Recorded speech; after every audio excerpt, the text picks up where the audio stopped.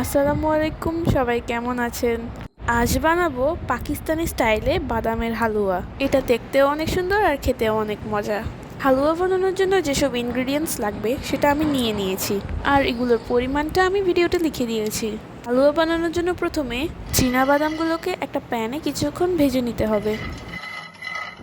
এপাশ ওপাশ করে কিছুক্ষণ ভাজার পর এগুলোকে একটা প্লেটে নিয়ে নিব। তারপর একটা চামচের সাহায্যে বাদামের খোসাগুলোকে এভাবে ছাড়িয়ে নিব।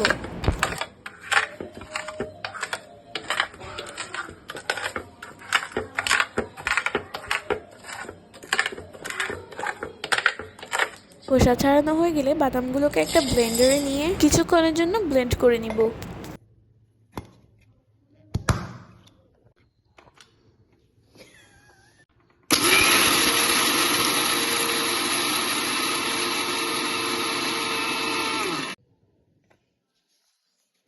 বাদামগুলো ব্লেন্ড করা হয়ে গেছে।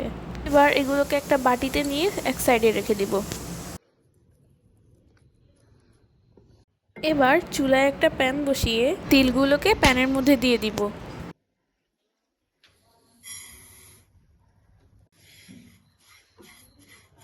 হালকা একটু ভাজার পর তিলগুলোকেও একটা বাটিতে নিয়ে সাইডে রেখে দেব। এবার চুলায় একটা প্যান বসিয়ে দিয়ে দিব ঘি।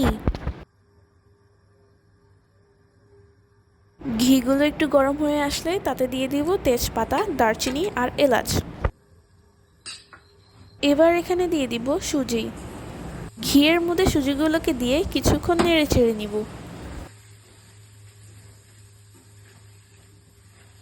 কিছুক্ষণ নেড়ে চেড়ে এখানে দিয়ে দিব ব্লেন্ড করে রাখা বাদাম।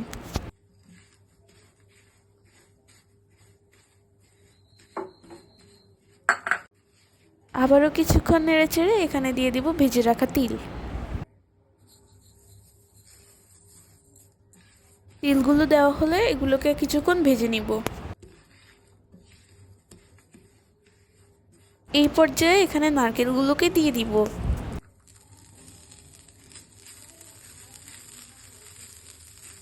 কিছুক্ষণ ভেজে নিয়ে এখানে দিয়ে দিব চিনি।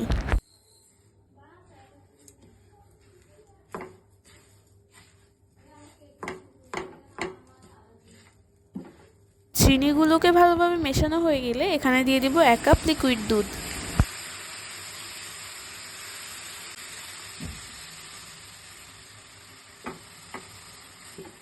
ভালোভাবে নেড়েচেড়ে এখানে দিয়ে দিব কিশমিশ। কিশমিশগুলো দেওয়ার পর এগুলোকে আরও কিছুক্ষণ নেড়েচেড়ে নিব।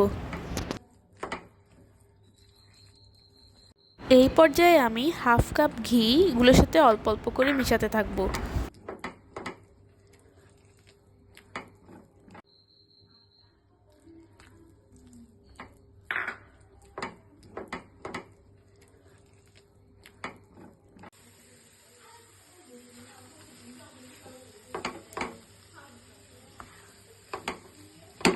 হালুয়ার সাথে সবগুলো ঘিকে ভালোভাবে মিশিয়ে নেওয়ার পর আরও কিছুক্ষণ নেড়ে চেড়ে নিব।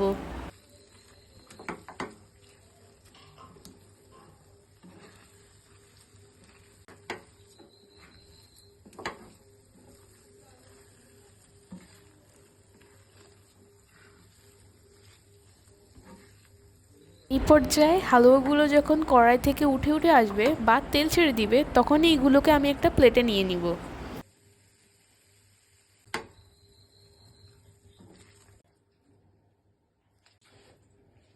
হালুয়াগুলো ঠান্ডা হয়ে গেলে হাত দিয়ে এভাবে গোল গোল শেপ দিয়ে দিব।